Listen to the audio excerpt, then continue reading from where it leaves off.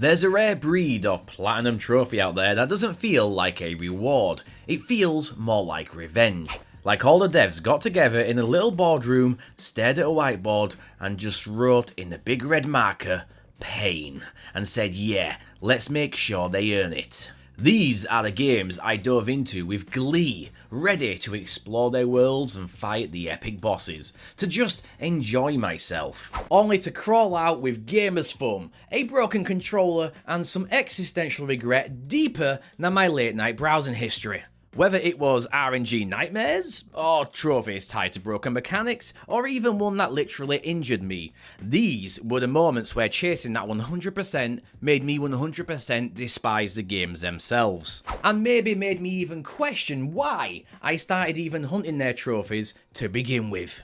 And there's no better place to start than Returnal, the high-octane roguelike that mixes addictive bullet hell carnage with a mysterious story and some of the tightest third-person gameplay I've experienced this decade.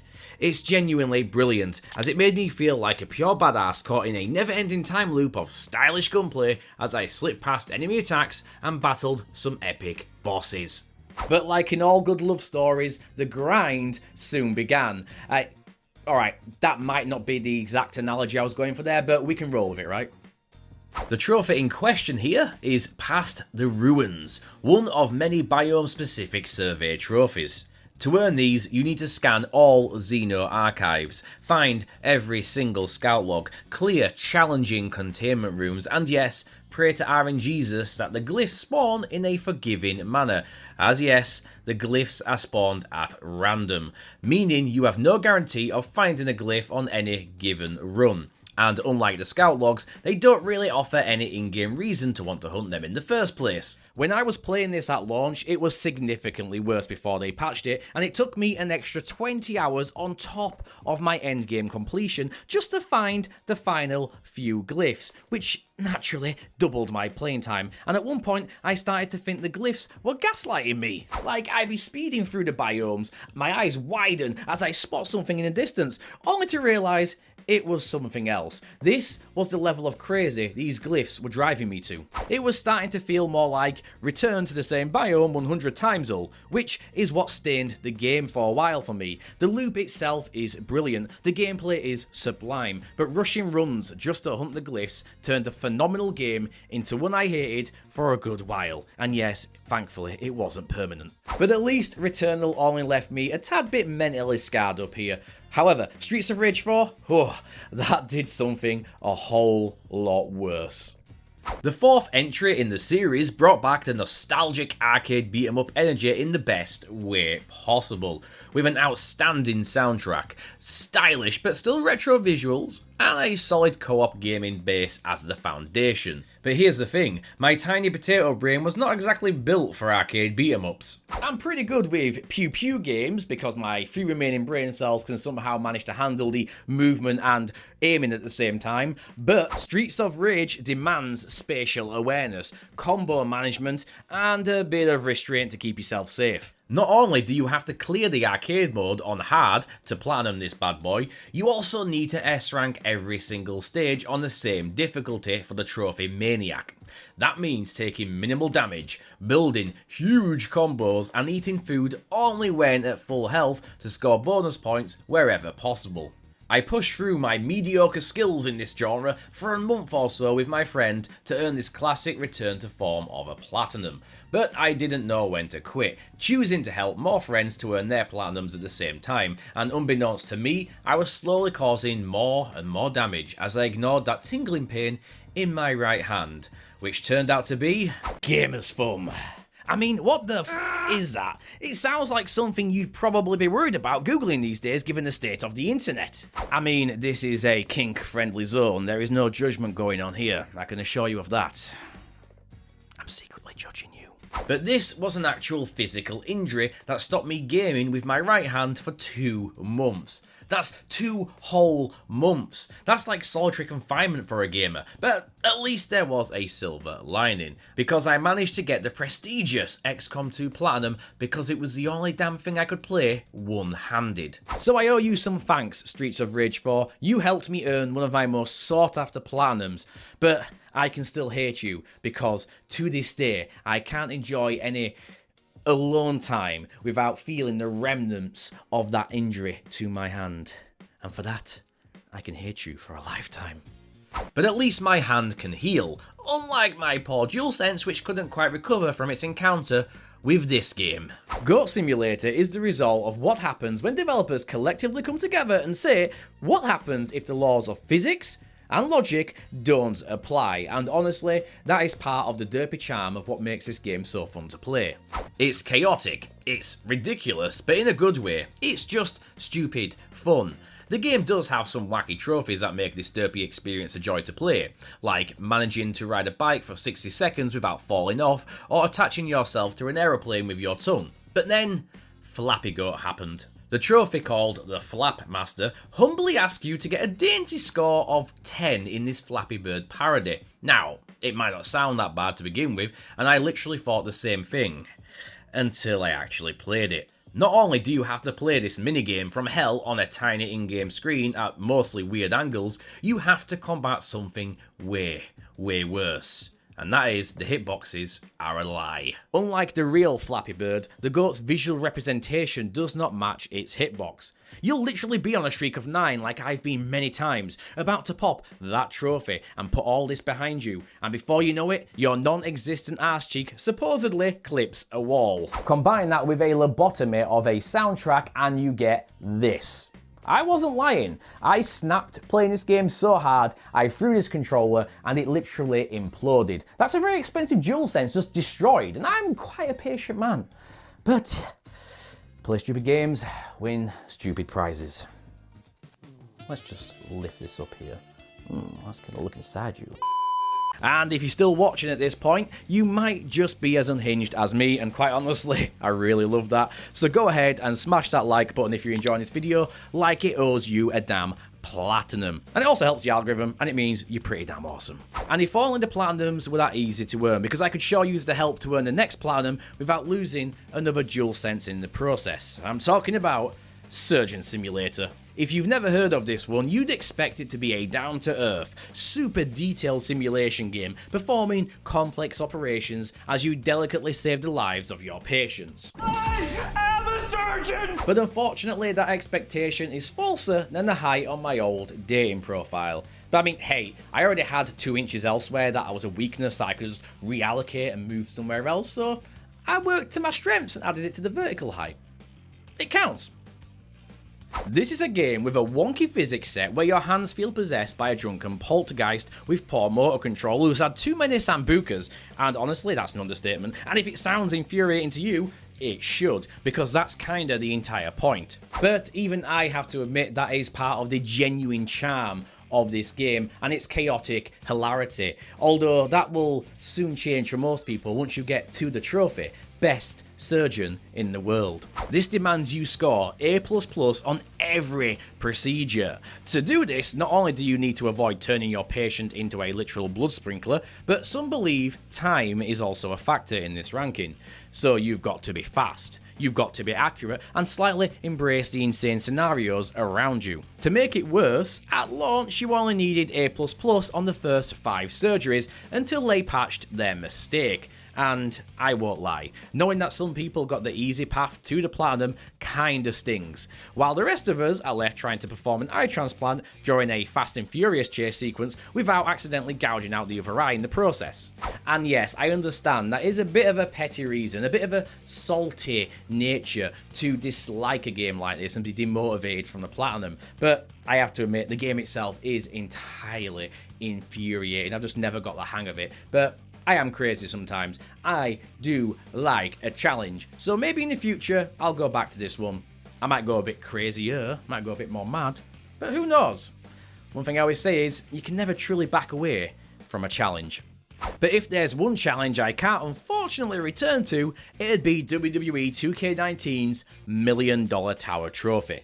If you've played any WWE game over the past 15 years, you'll know they're usually decent games, but have pretty diabolical trophy lists, mainly due to the game having easy, uninspiring offline trophies you can do in a few hours, and some very, very grindy online trophy requirements. 2K19 felt like a return to form when it was released, boasting a decent story, with improved gameplay and a lot more content to appease us fans.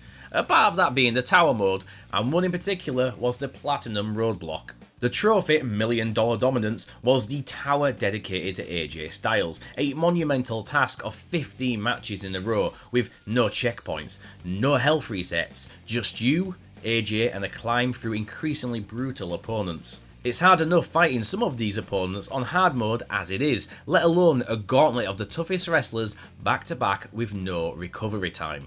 So how in the hell do you pull this one off? Well, that's by cheesing it, of course, by repeating the same Pele kick to repeated stomp loop combo until you lose your will to live. There's a dedicated dissertation on PSMP on how you should approach this, avoiding any recognition of fun gameplay whatsoever, and all it takes is one mistake to do some serious damage to your gauntlet progress if it doesn't end it entirely, and that's after a few hours of stress, of course. And to make this situation even worse, this was a time-limited trophy due to the server shutdowns. I mean, there's nothing like some crippling anxiety when you're already facing a soul-crushing challenge, right? I mean, this trophy alone not only made me hate the game of 2K19, but it made me abandon the series as a whole. Kinda like how we all abandoned any hope we had for Anthem not long after we played it. A game that had so much potential. I mean, flying through the skies like a fully kitted out Iron Man, delivering devastation to your enemies with your friends sounds like a right bant. But instead, we got a game with the constitution of that suspiciously crusted up tissue that fell off your desk last night. EA's attempt at a live service title fell flat to no one's surprise, and whilst the game was fun for the first several hours, it became a repetitive slot fest in an empty world. Well, besides the hundreds of collectibles they wanted us to find for a single damn trophy. Which of course is called No Stone Unturned, and it has to be one of the worst I've seen when it comes to collectibles. We're talking 80 runes, 80 writings, multiple factions intel drops, and more. And some of them, like the factions intel, which is 25 per faction by the way, are all RNG. I mean, it's just what we all asked for, right? The game's already empty, and yet this trophy wants you to explore it like it's a thriving RPG filled with quests and new monsters to discover when there's only misery to be found. And if myself, Crimson Purgatory and Guy Ferruski weren't all keeping each other sane in party chat, I reckon all of us would have dumped this platinum a long time ago. Which I unfortunately had to do with one of my childhood favourite games when it was ported to the PS4, the game that featured destructible environments before it was cool, the cult classic FPS Red Faction. Although a classic, the game does show its age, especially when it comes to its trophies, and whilst it's true it may have some nice variety such as Pink Mist for obliterating 50 enemies with turrets, or taking out 50 guards while they run in terror to surrender, it does have a bad side. In fact, this game has several of those bad sides, one of which being Righteous Cause. I just bit my tooth. We're carrying on, we're rolling on with this. That trophy is a pacifist trophy, unlike my teeth at the moment, which requires you to not take out a single enemy throughout the entire game, and, as you might guess, it's buggy. It's just like Deus Ex Human Revolution. That's just what you want when you're playing a game like this. My tooth. But that's not the worst trophy to deal with here, because that's the trophy This Is My World now. To earn this nightmare, and it truly is a nightmare, you must beat the game on Impossible, and it sure earns that title. Enemies take you out in a few vicious hits, even less than that later on in the game, and the controls weren't built for this kind of punishment. At least on a gamepad. And the free aim doesn't really help much either, as the auto aim is just as bad as your aim when you go to the bathroom after 5 pints. We all know what you like, and the free aim is significantly worse, impeding all of your movement. This means you'll have to methodically save after every enemy you take out with little to no damage, inching your way through the game one hostile at a time, which is the most anti-fun and quite frankly anti-challenge scenario I could think of. That's not nostalgia, that's a hostage situation. Which is how I felt trying to earn those sought-after licenses in the real driving simulator Gran Turismo 6. Sony's classic series is well known for its deep customization as you aim to tune your car to carry you to victory and win every single series and championship, whilst amassing a large collection of gorgeous cars most of us can only dream of along the way. But if there's something else Gran Turismo is known for, if not infamous for, are those diabolical, nefarious license tests, which are important as they are required to unlock further career progression, which is a standard for the series. But if you want the trophies, and in this case the all gold S-rank license trophy, you need the gold medal times for all 5 stages of the S license tests. They feature brutal times requiring mastery of the tracks and the cars, and you'll probably need to tune your car up to improve your chances, as perfection is required. But unfortunately, replaying these stages and seeing your own ghost speed away from you as you slowly lose the will to race is more than soul crushing, especially after earning some of the grindier trophies, such as Autobahn for driving nearly 8,000 miles, or earning the RNG trophy for winning a race within 0.01 seconds. It was more than enough for me to hate this game by the end. Which wasn't a hard task with this next game, as I went into this game expecting it to be bad. But what I didn't expect was for me to come out hating something I actually love on a deeper level outside of the game. That's right, I'm talking about a Doctor Who game again. The Edge of Reality is a non-VR port of The Edge of Time, and whilst it kinda worked within the VR world, it did not translate well at all into non-VR play. I've said it many times before, if you play a Doctor Who game, you have to accept it's probably going to be a janky piece of shit. Trying to capture the campy brilliance of the British institution on a shoestring budget almost guarantees it, but this is the lowest of the low. Boasting low-quality visuals, an empty world that feels utterly lifeless, some game mechanics a 2-year-old would find beyond boring, stale and archaic, not to mention a generic storyline covered with bland music. It's the total package. The thing is though, us Doctor Who fans will put up with that for even the tiniest bit of lore for our beloved franchise. But if there's one thing I cannot stand, and that is buggy collectibles. Let's be honest actually, to be fair, you guys know me, I'm not the biggest fan of collectibles in games for trophies, especially if the collectibles don't have a meaningful purpose, like adding lore to the story or giving you some kind of gameplay advantage or skin. But buggy collectibles?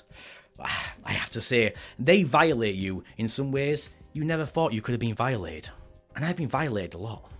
For the trophy spoilers, you need to collect all 41 of the Doctor's journal pages throughout the game, which sounds easy enough, right? Well, in theory, it is. But as a release day player, I had the unfortunate luck to have one of my final pages bug out on me, and I couldn't pick it up.